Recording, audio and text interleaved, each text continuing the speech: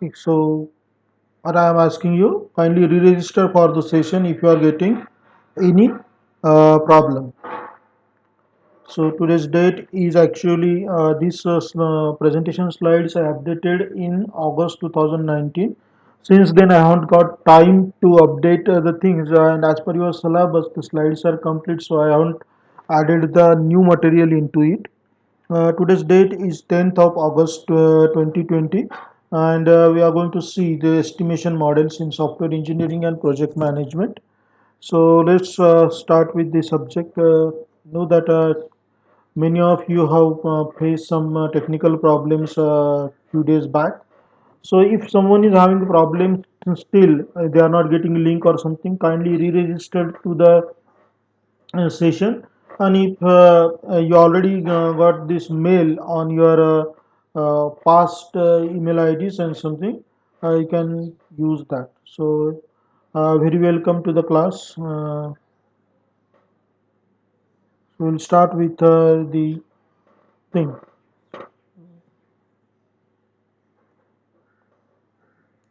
The Unit 5 presentation slides, I don't know how someone have deleted from the Google Classroom. Are uploaded by me just today morning. So if someone want to download that, you can go to the Google Classroom and download the material. The one request is that when you download the material, kindly don't try to delete it. Okay, or it's maybe deleted by me in the features what said while doing the different operations, online operations. Mistakes happens. Okay, so let's start with the estimation models. What are our objective is here to learn about the estimation model, the empirical estimation model, the structure of the estimation model, then constructive cost model of the estimation of the software engineering. So empirical means experimental base. Okay, structure of estimation models are there and the COCOMO 2 model. So what it says that an estimation model for a computer software that uses empirically derived formulas. So empirically means practically derived formula on trial and error basis. We are doing the different you can say practical, or you can say you are trying to estimate different things, and these models are either based on the line of code, number of line of code, okay, or they may be based on the function points. Okay, now if you are going with the object oriented, then they may be based on the object oriented construction computes. Okay, so uh, when we say this estimation models, they say that is empirical data that support most estimation models are derived from limited sample of projects. So why first try to understand what is empirical data. Empirical data means the input, intermediate data and the output data that you can check for the validation, or what you can say something, and why it is extracted from a limited sample of projects. Because if you go on extracting it from the all projects, the time required just to collect the data will be too much. For example, let's say suppose you want to know the perspective of the people living in Pune about the Pune city. Okay, so how you are going to get this survey? If you want to interview, are you going to interview each and every person in Pune? No. So what we will do, you will stratify it. Stratified it means you will divide the Pune city in terms of different things. So you will first stratified it in terms of income group. Okay, then you may stratified it in terms of what we call as a age group. So first the income group, you can say very rich, upper middle class, then middle class or middle class, then lower middle class, then poor, then below poverty level, like that, based on the income. Then you go with the age wise. So you will get the strata or the sample of the age from say 0 to 10 years, then 11 to 15 years, then 16 to 19 years, then 20 to 25 years, and likewise. And from these samples, then you will select say five people or 10 people from every you can say strata, or for every sample project. So you get the limited samples, and then Based on that you can calculate the mean, variance and like things. So it is quite difficult if you are, it's literally very time consuming if you go on collecting data from all the projects available. So instead, in this estimation model, empirical estimation model, the data is collected from few projects which are either get selected randomly, okay, or they may be get selected based on certain criteria of stratification. That is what you can say the dividation of the projects. So you may go with the projects which are smaller in scale, large scale project, middle scale project, desktop based project, client server based project and likewise. So first thing that is this reason, due to this limited something, no estimation model is appropriate for all classes of software. For example, even if you take the survey of the what they feel about the Pune city, the whatever people that you gather are very less in a number, okay, and so what we can say, you can't say that their opinion is or their perspective is the perspective of all the race which you are not interview in your survey. In the same way, you can't say this data is or this estimation model are appropriate for all classes of the software, because different type of softwares are required for different, and even they may need to recheck in that type of development environment. For example, if you are in the plain structural environment, it may be different, and for the other environments it may be different. uh, Okay, I'm literally happy, but only 35 attendees log in here. Expecting that now no one is having any problem in login. Okay, so because the error in that login systems were what we say petrified, and you can log in into the system and attend the lectures. So just tell your all your friends to log in as soon as possible. Okay. So here an estimation model should be calibrated to reflect local conditions. Now, what is first? Know the calibration. Calibration means the accuracy of the method. So whenever you are having the any model to means to calculate something, you require to calibrate it and to reflect the local conditions. Because say suppose you want to design and develop a software in India, okay, the situation or the environment is different than the environments in US. Okay, licensing authorities, political environment, geopolitical conditions, expertise available, all those things are different. And so whatever model that you are using, you require to calibrate it in a what you can say environment friendly way. And what we are saying environment friendly means you should have to satisfy the local conditions. The model should be tested by applying data collected from completed projects, and you should have to have these things. So data means how many days were required to complete that particular project, why that project get delayed, why that project get completed within time, and likewise all that sort of data required to be used to estimate your new projects thing. And another thing is that if you are having your project and you collected the data from the parallel similar projects, but if the agreement of that data and your data is poor, you should have to consider the model in terms of whatever advancement that you are doing in your project. So that is what this sentence means. So this is what you can say the estimation models simple theory. Now, what is the structure of model? Empirical estimation model. So, typical estimation model is derived using regression analysis. So, what is regression? Marathi मध्ये त्याला सिंहावलोकन म्हणतात. हिंदी में उसे पश्चाताप बोलते हैं. मगर इसका मतलब होता है पश्चाताप या सिंहावलोकन things. The meaning is simple, that whatever you are doing, you try to what you can say execute the things, and if those things won't happen in a way expected, you go back to the starting point and you start with the another way out, and that is what we call as a regression. So regression means you are just trying to repeat the things. So it says that is the overall structure of such models takes the form. I mean, this is given by Matt in 1994. That is effort, that is E in person months is equal to A plus B into ev raised to power c. Why ev is the estimation variable, so it's maybe the line of code or it's maybe the function point, and a, b, c are empirically derived constants. So these constants are something which are derived empirically, means after observing many projects we come up with this constant. So majority of these estimation models have some form of project adjustment, and so these models are not what you can say, we can say are yes. Engineer, what's you raise your hand, kindly put your question in question answer. Yes.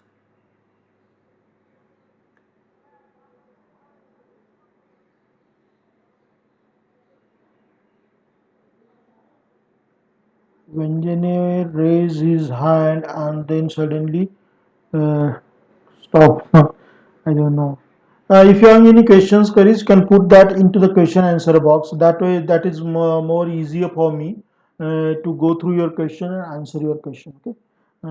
Because when you raise your hand, I am going to go through the number of students who are actually there, and right now I think around 60 students logging into the lecture.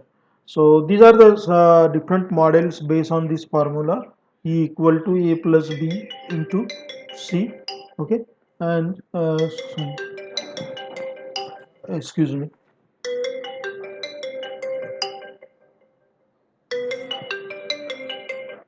Hello. हाँ. हाँ बोलिए. हाँ.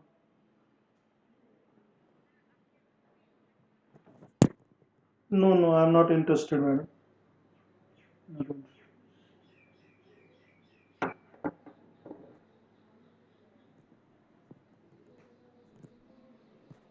Huh. So, sorry for the disturbance. This happens. People make some calls, and then we are in a departmental activities. We require to pick that call.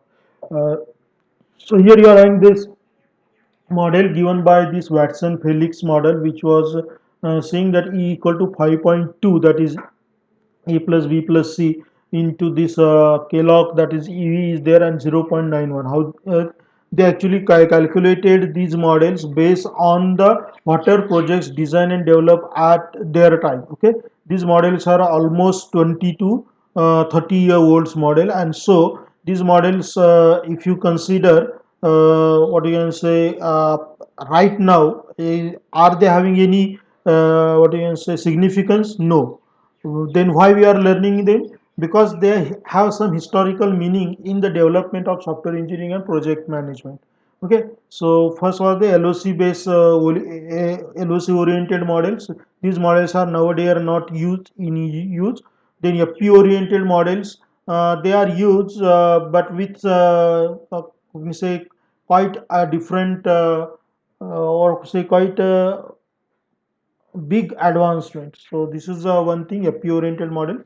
Then you are having the quick examination of these models, which indicates that each will yield a different result for the same this. So Barry Boehm in 1981. Now you know that is COCOMO model, which is only having the historical significance, which is actually introduced in 1981, and today we are in a 2020. So even if you go with this around 40-year-old model.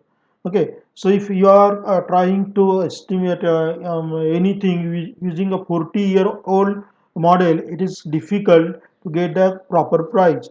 But still, the principles, or what you can say, the philosophy used is the basic, and we can't deny that philosophy. And so these models we require to understand. So constructive cost model evolved into more comprehensive estimation model, which is called as COCOMO by 2000, by this Boehm. 00 means 2000. Now this actually a hierarchy of estimation models that addresses following areas. First is the application composition. So whether application is the composition of different things, and likewise, and so based on those composition, model consider the cost of that application. For example, let's say suppose you are running a e-shopee application. In that case, you require to collaborate with the different models like say different businesses like logistic, okay, who will deliver in actual the physical entity to the customer. So that is what you can see the composition. So this is the okay, then early design stage model. So use once requirements have been stabilized and basic software architecture has been established. So what this early design stage model says that any software goes into many what you can say mm, versions or many advancements. So whenever we design a software, instead of what you can say adapting each and every change into the design, we require to finalize the design with some agreed features. And once those agreed features are finalized, we call that as a early design model. So if any new feature comes in a picture while designing that software, that new feature is considered as the part of the next version. So you can estimate the early design. For example, let's say suppose you want to build a house and you come up with an idea that is you are going to build a house. So suddenly you so that is it may happen that is in future we require to build 2 or 3 story above the ground floor. Then we while building this we build the ground floor itself very strong so that it can bear the load of 2 or 3 story in future. But we are not making any changes now in the ground level, and that is what we call as a early design stage model. Okay, this concept is actually adapted from the civil engineering. In the post architecture stage model, so it's during the construction of the software. So many time what happen, even if the early design stage model is finalized, we start working on it, there are certain features which comes into the picture which can't be delayed for the next version. You require to add them in the existing finalized. So you require to make few changes here and there, and that is called as post architecture model.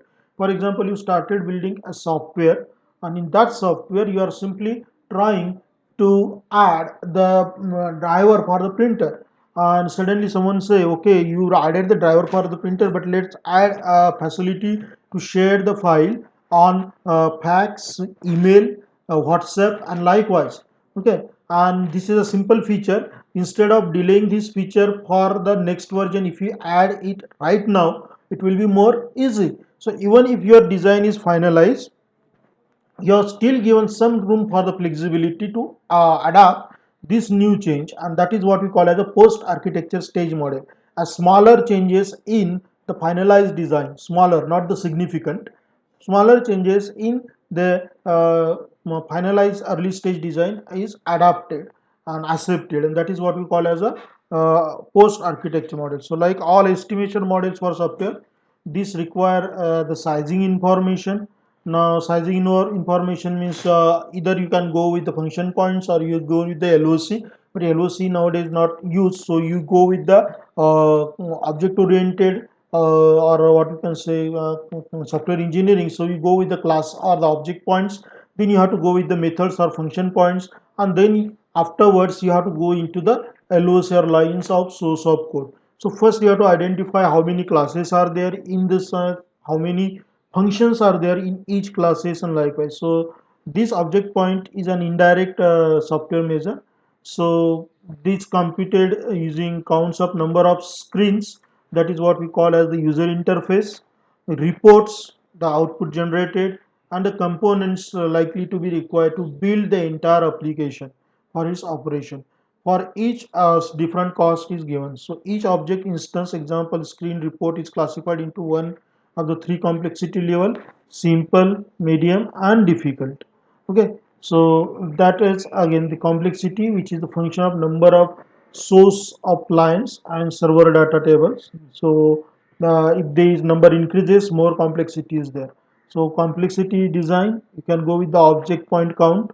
So how many objects are there active in this thing, and then you are having this NOP, or we can say where NOP is defined as new object points, what we call say. So for every new object points, you are having the existing objects point into 100 minus percentage of reuse divided by 100. This formula given by the Boehm. Okay, so for this calculating this thing, so the production or productivity rate is calculated on new object point divided by person minus month. So that is what you can say. say, so here you are in this production very low, high, and likewise thing.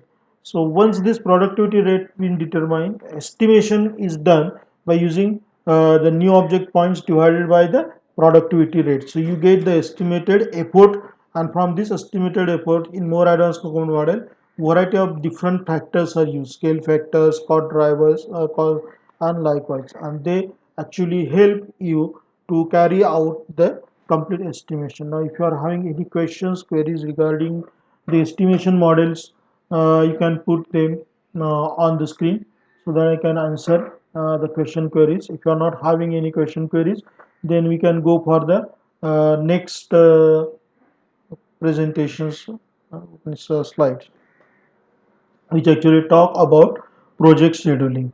This is what estimation is generally. Sometimes you just have to pick yourself up and carry on, because it is quite difficult many times to estimate everything in advance. Okay, so in that case, whatever in your hand, you have to start with that. For example, you never estimate your future journey exactly. So right now, all of you are doing your degree. So what is your estimation after the 3 years or 5 years plan if you go with?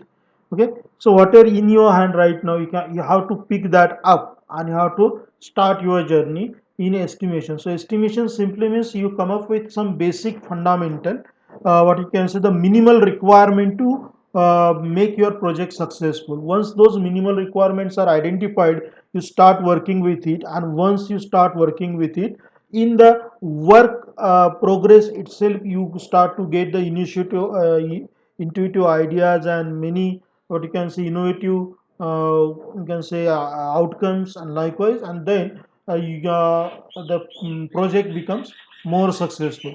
So any project, any software project generally start with a simple objectives, and as time passes with the development, it goes into a more complex and, what you can say, more detailed software. So this is what you can say, the estimation models.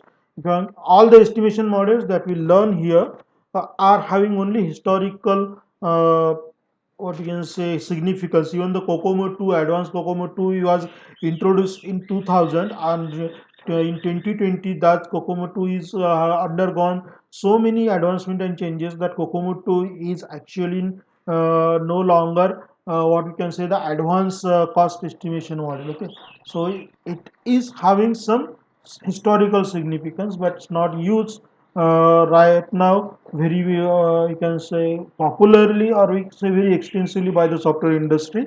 Software industry have many evolved model done that. Okay, so we are going to start with the software engineering project scheduling.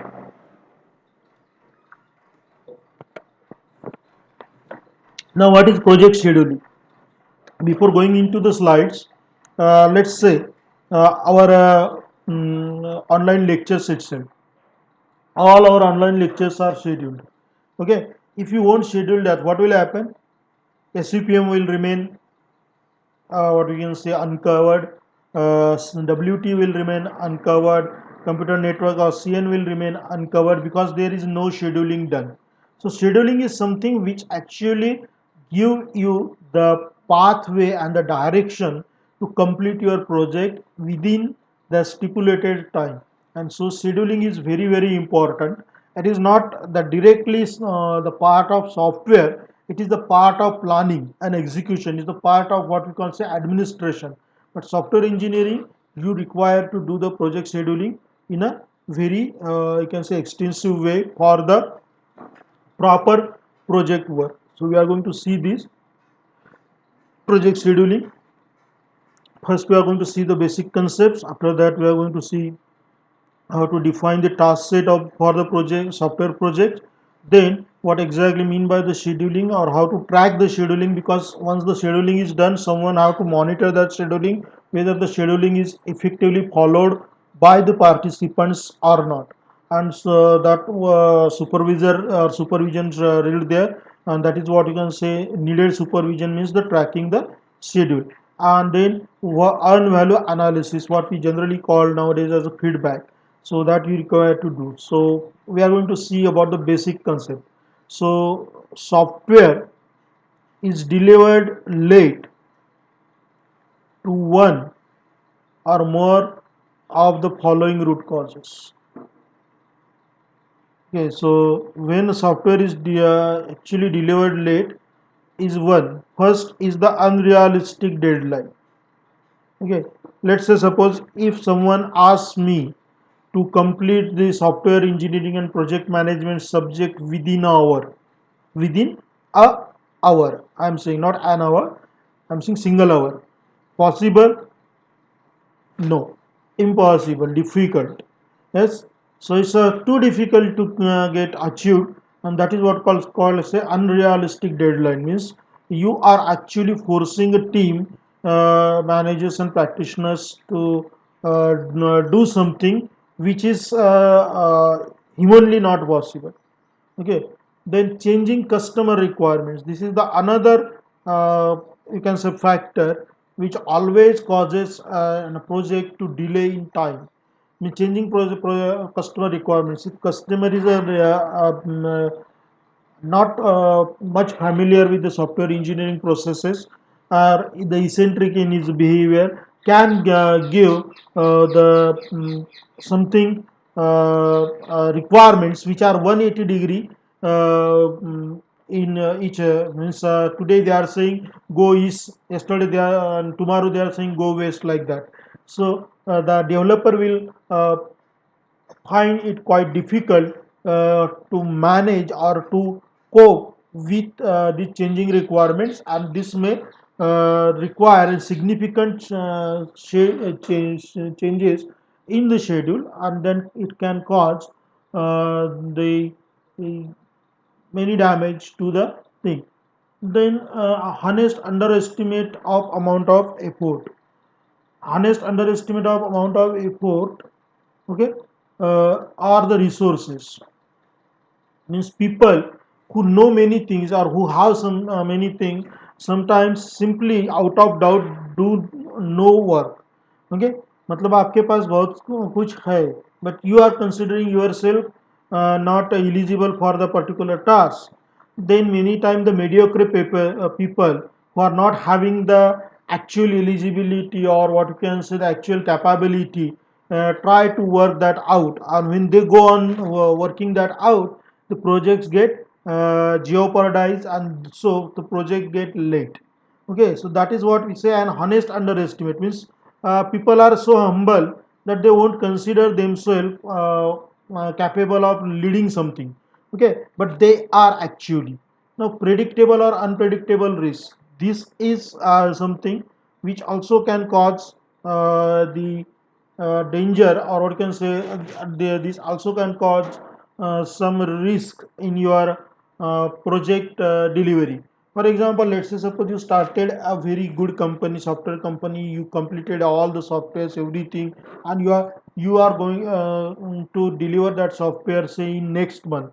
But suddenly at the end of say this month, somewhere an earthquake happen, and consider that earthquake happen and the building in which your software company is there, okay, it's crushed down due to that earthquake. What will that is what we call the unpredictable risk. You don't know how the nature or how the local people or how the global politics going to actually affect your business.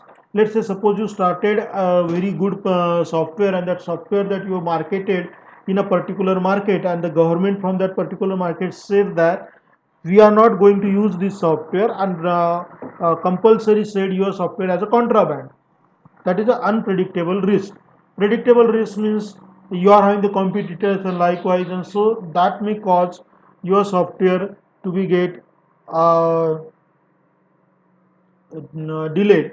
Then technical difficulties also are there in the delay of software projects. Now, what is technical difficulty? And customer want you a very advanced software. So you design the very advanced software. Say customer wants you the 64-bit architecture software, but customer is not ready to buy the 64-bit hardware. That is what we call as a technical difficulty. Another technical difficulty means whatever software you design and develop, let's say you design and develop it in your say control area of the industry, software industry, where you are having state of art machineries, and when you want to deploy it on the customer's side, you are not having that state of art machineries there, and that can cause as a technical difficulties. So that you require to foresee, or you can see, you have to consider before starting your software thing. And this is always there, okay, no matter what type of business you are doing. Human difficulties, yes. You decided, you created a very good software, and you want to now export your software services to US, and suddenly some politician leader from the US said no, and your business goes down. Let's say, suppose you created a very good software and everything, and suddenly your business partner says that they do not want to work with you. Okay, so the business partner say do not want to work with you, business goes down, everything happens, and likewise. So human difficulties are always there. Okay, customer, your employees, employer, politicians, local people, global people, all we, you and me, all human, they are always creating some problem for our difficulties for any business, and that are required, that those you can say human difficulties required to be foreseen in advance to make your product deliverable within a time. Then miscommunication. Miscommunication is also the one thing which actually results in the project delays or delivery delays. What is miscommunication? I am trying to tell you something, and you are getting something else from that. So suppose someone says that I require this on or before this time. So on or before, you are saying on or before means on that date. If you are a Japanese, then you'll say on or before means you have to deliver this before. Okay, on or before Indian time means देखेंगे, like that. So what we call this as a miscommunication or misinterpretation of the languages, and that may cause the results in the delays and likewise. And so this thing. And the last but not least is the failure by project management to recognize that the project is falling behind.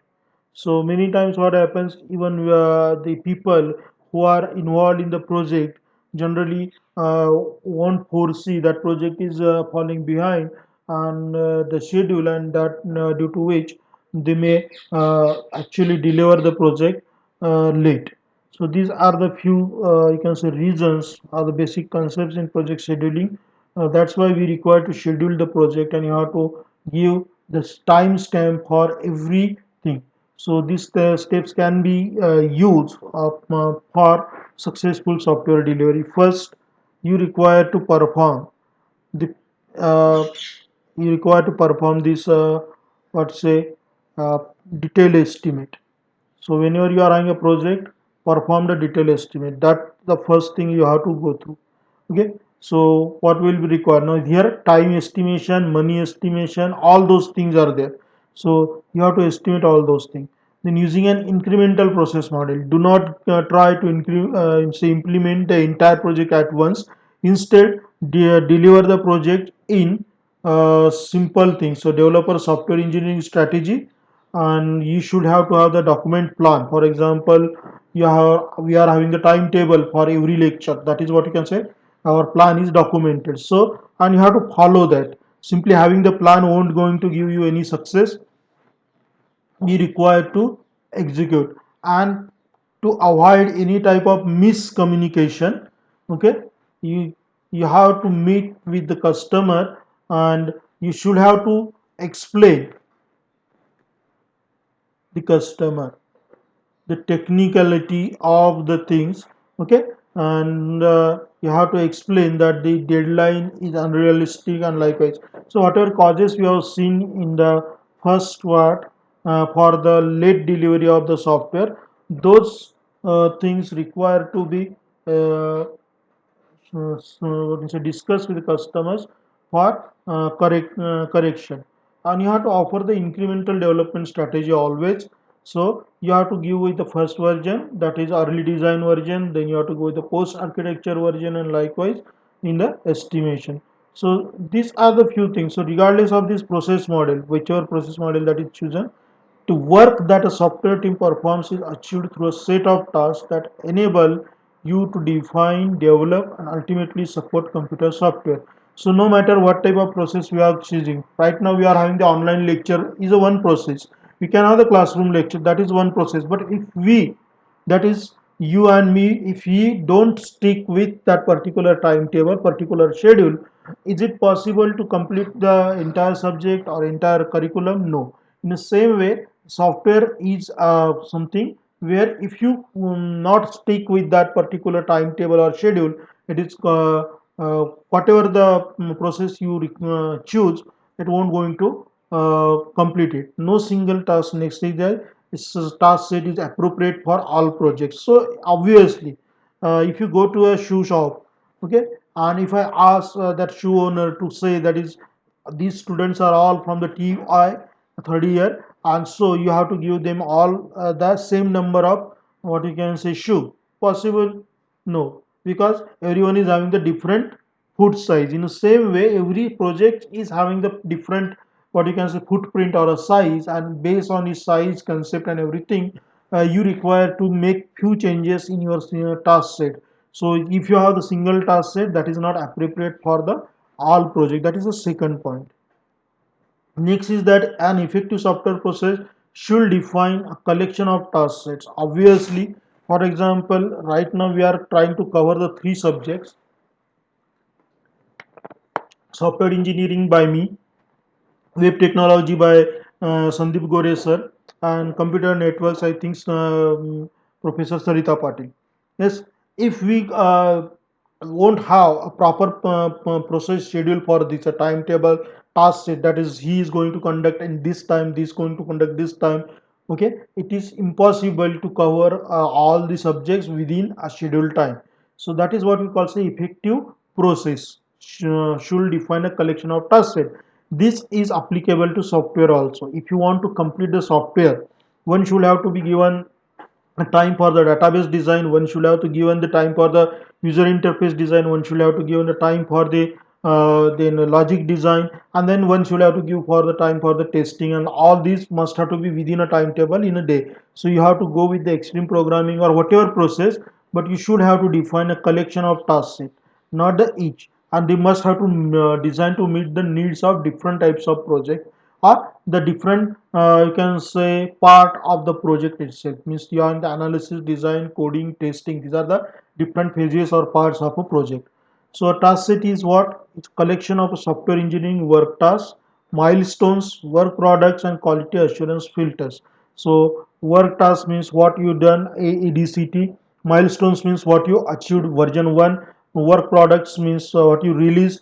Okay, and quality assurance means your testing and debugging things. Okay, so this task set example must provide enough discipline to achieve high software quality. So you have to develop a project schedule for that. Task set will have a vary depending upon the project type. For example, right now we are in a project of completion of the semester one, and what are the tasks given here to me for third year to give you the knowledge on software engineering project management, to Gore sir this other, and likewise. So these are what you can say. So what are the most software organization encounter following project types? So what we call as a concept development project. So sometimes you won't have any customer actually, so you require to come up with your own concept, and you have to you can say convert that concept into a software. For example, YouTube is not actually created by some customer, but the pioneers of YouTube come up with that particular concept and they created the YouTube software. Facebook is also the concept development project. Okay, so you have to come up with the update. Then you may come up with the new application development projects. Here you are generally uses the rapid application development things. When you say new application, you actually try to computerize the existing manual process, or you just try to create the parallel applications. already available. Then application enhancement projects, whatever existing applications are there, you may are trying to create some patches or what you can say advancement to that existing application. Then application maintenance project, whatever applications are there, testing, debugging and maintaining those projects is itself a very big task, and those are also the software projects. Then re-engineering projects, sometimes what happens, a project becomes so popular in the old era that you require to make that project, say or redesign that project. For example, say a project is there, an operating system like Windows which is very successful in 32-bit architecture, and suddenly a 64-bit architecture comes into the picture. Then you require to redesign the entire Windows system for the 64-bit architecture with while keeping its what you can say backward compatibility for the 32-bit architecture, and this is called as re-engineering. So you are actually redefining or re-implementing the same project for to cope with the advances in the technologies, and that's what you can say this thing. So there are different factors which influences the task. Size of project is the one, number of potential users for that project, what is the mission criticality, application longevity means how longer that application will be used by the people, then stability of the requirements, whether these requirements are going to be stable. For example, if you go with the office, every person requires some documentation, and so the all the softwares which are related with office operations are stable one. Then ease of customer or developer communication, maturity of applicable technology. If the technology is not mature, many times whatever applications designed and developed by you and me may not work properly, and so we require to think for that also. So maturity of applicable technology. Then performance constraints happens due to different things. First, due to the poor hardware. If your hardware is when I'm saying poor hardware means the hardware which is not sufficiently advanced, that can cause the performance. Maybe your memory of this computer is not sufficient or very slow, then it can cause the performance constraint is also based on the certain restrictions given by either your customer or the government, and so those things are there which can actually affect the task set designing and choosing. Then embedded and non-embedded characteristics are there in any application that you require to consider. Okay, so after this you have the project staff. This is said by many software industrialists and even by the other industrial people also, that if you hire the 100 people to do the work, 20 people will do that work very seriously. Remaining 80 people, out of this remaining 80, 40 people will follow these 20 people very seriously. So these 60 people will do all the tasks, and the remaining 40 people will work as a filler. And filler means they are actually not doing much work, but they just keep on entertaining these other people so that they can keep on doing their work, and that's why you require to hire the 100 people. Okay, and that is what we call as a project staff. So whenever you have in any department, any things, no matter whether it's a teaching department, whether it is a industry department, or whether it is anything, only 60% people are there who are doing the actual work rigorously, and the 40% people, they are doing the work, but their work conduction or work execution strategy is quite languish, or what you say, quite a languid, or quite a what we call it as they slow. Okay, so they are not much I can say devoted, working devotedly. So in between or sometimes they go on doing some other things, and likewise, so this is. Then the re-engineering factors are also there which can be used to design these task sets, and likewise, and there are many other factors which may influence the different task set. that you choose to design your software project. Okay, so there are these factors which provide this indication for degree of rigorous. Then what is the thing is, if you go with this, okay, the task set example is concept development projects. They are approached by applying the following actions. First, you have to find out the scope of your concept. Okay, second, sometimes what happens, for example, when the Google people, they started with this concept scoping of search engine students at that time. Okay, they haven't actually dreamed or imagined that the search engine scope will be this vast. Okay, when these Oracle pioneers, they come up with Oracle database concept. Okay, he also not actually dreamed, or you can say find out the scope is like that. So when we say scope determines of overall scope of project, you should have to consider this scope in the current time only. Okay, so at present the scope of your project seems to be very small, but as you go on designing and developing that project, and if that project get accepted by people and technologies, the scope of your project may enhance to something which was say just out of the box. For example, when Mark Zuckerberg started with a simple website just between the friends to actually what you can say, uh, make some fun of each other, become such a vast success that now Facebook is just a legend story. Yes, so that what we call as concept scoping. The preliminary concept planning is required to be done. This establishes the organization ability to undertake the work implied by project scope. Technology risk assessment should have to be done many times. What happen? Some technologies simply comes as a wave and they just passes by.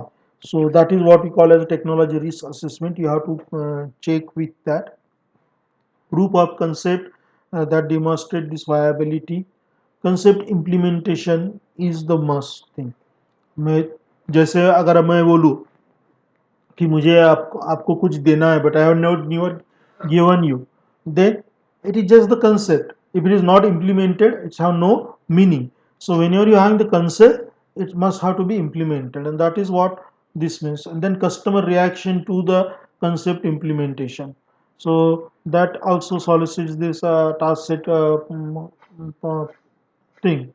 So when we go on the tracking the schedule, obviously to tracking we are going to look in detail the SPERT and CPM, program evaluation and review techniques, and this theoretical path method, CPM, and there in the sixth unit. So I'm not going in detail with this, but these are some we can say dependencies that you require to identify.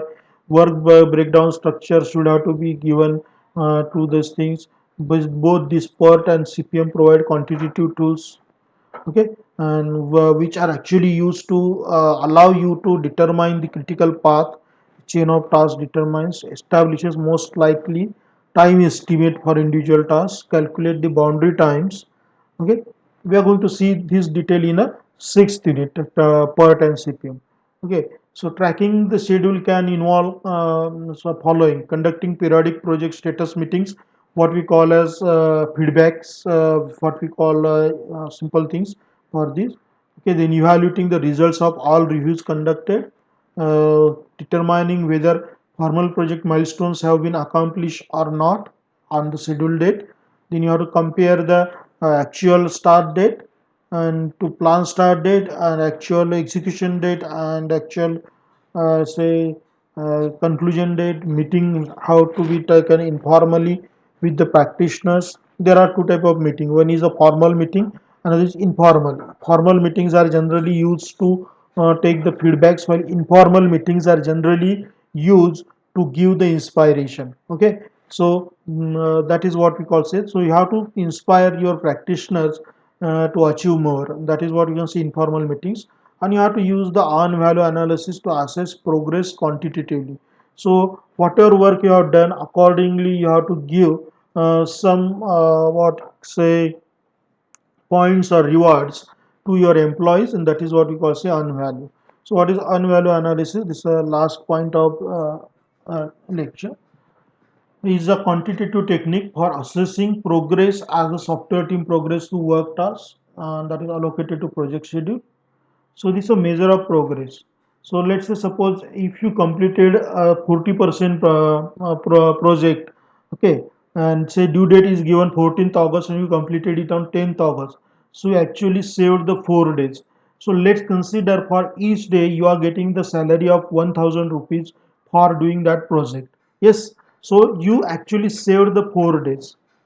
4 days you saved means the industry actually not required to pay you for this next 4 days. So instead of or you also don't require to do the work for this next 4 days. So what industry do give the incentives to the team, okay, for this thing. So these are called as the what you can say rewards. These incentives may be a trip to a Phuket, Thailand. This may be trip to somewhere else, and likewise, and or this may be some monetary benefit, extra monetary benefit or a bonus, and likewise. So this provides accurate and reliable readings of performance, because generally what happens if you know that if you complete the things in a month, and if you complete that in a 15 days, the next 15 days will remain what you can say the no work days for you, or just like the holiday. That means you are getting the payment for doing nothing. Why? Because you have done the things within time, and that is why what you call as unvalue analysis, which is generally used to promote the people.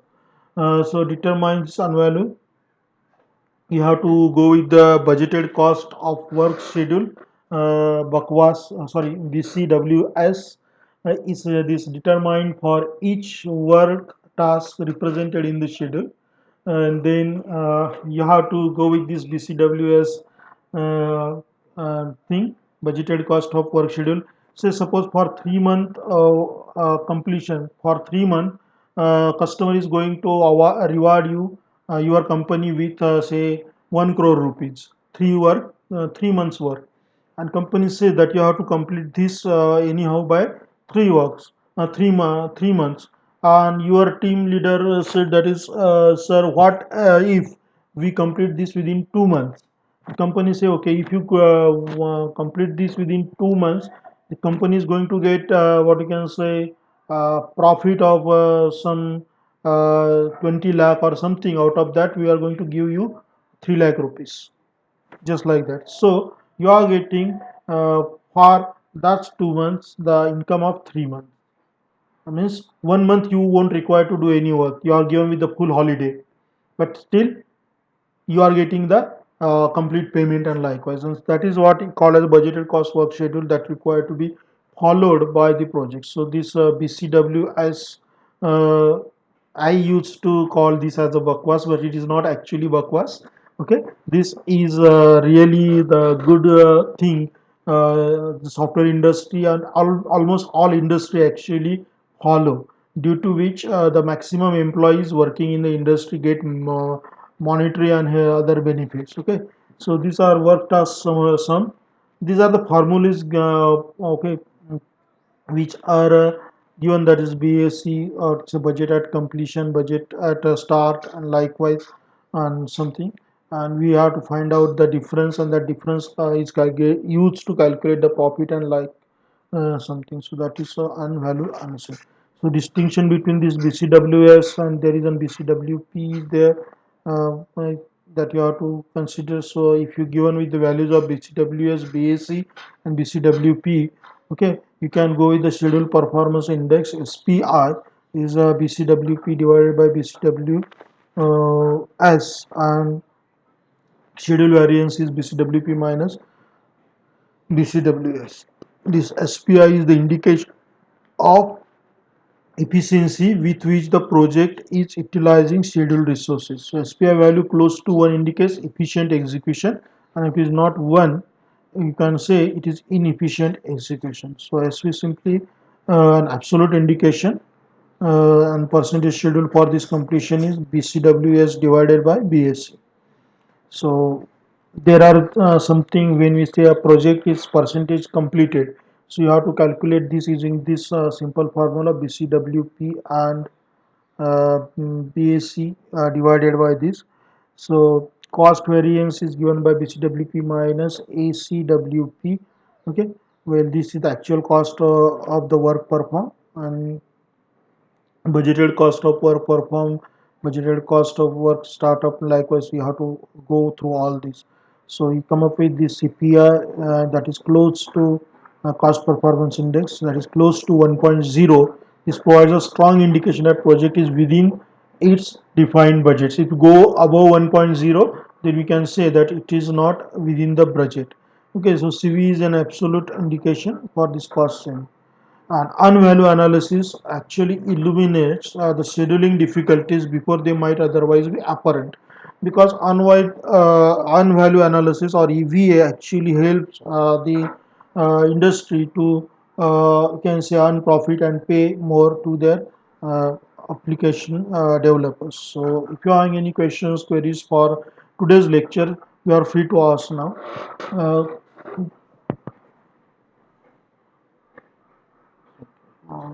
the total 83 participant right now. It's already 11:40, and we are having around 5 minutes in our hand for question and answering. So, this question answers. Uh, Notes are already uploaded, Ronak, today morning itself. Okay, so there is no question for that. Okay. Any question? Well, if you are not having the questions, at least and if you like the presentation slides, you can give the applause then. Okay, thumbs up, applause, and something on question and answer itself.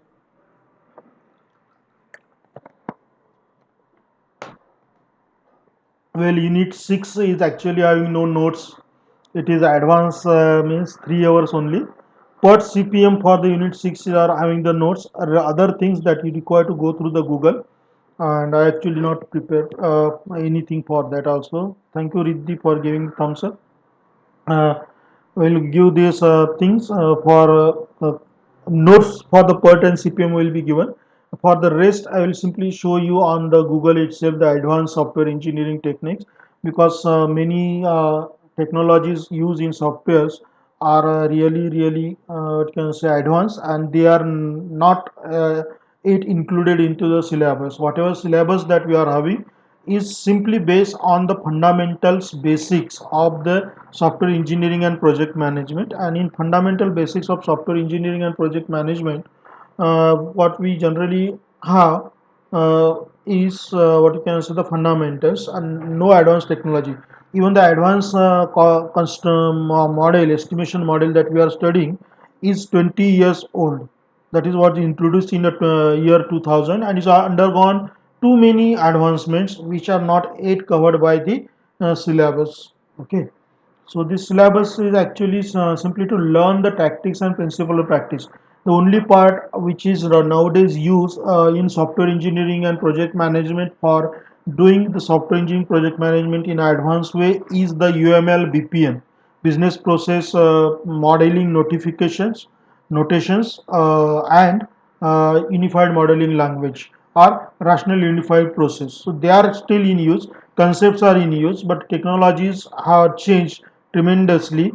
And so the sixth unit that we are going to see, uh, CAE 3 dates. As soon as I get the timetable, I will tell you. Uh, ask to the Gore sir actually, because he know everything about the examination. Okay. So thank you very much for being with me so long, and really thank you for your patience and stopping the sharing. Okay, and I suppose that assume that today none of you have faced the problem of what can I say not getting the links. Okay, thank you. I'm ending the session now.